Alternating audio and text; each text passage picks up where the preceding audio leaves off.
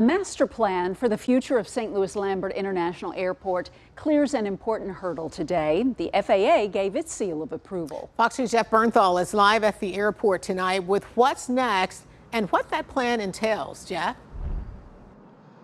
And there was a lot of public input that went into this plan. As a result, the historic domes here, sort of the signature at the airport, those would stay under the plan.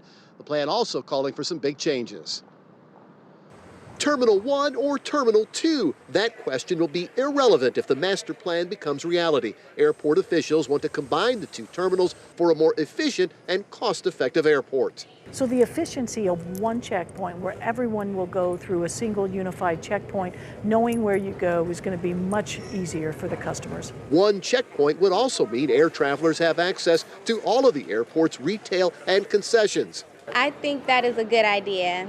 The terminals are too far apart and it'll be a lot faster to get everywhere we need to go. Another big change, this diagram of the plan shows planes lining up on both sides of the concourse. What that means is that the connecting traffic, especially on Southwest, who has grown connecting traffic dramatically, they'll be able to have very quick connect times right across the aisle. I've never really had an issue with that, but I can see how that would make it easier if you're like running late or yeah. Increasing parking is another feature, as well as improving the entry road system. The airport director explains what's next. In conjunction with the FAA, we'll be doing an environmental review of the impact of this.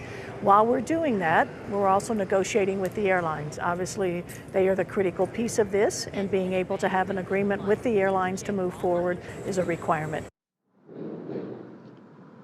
Now, how to offset that $2.8 billion cost of the plan? Airport officials say that they expect increased revenue from the plan resulting from the parking, the concession improvements. They also say part of that funding equation, airline fees and federal grants. Reporting live from St. Louis Lambert International, Jeff Bernthal, Fox 2 News.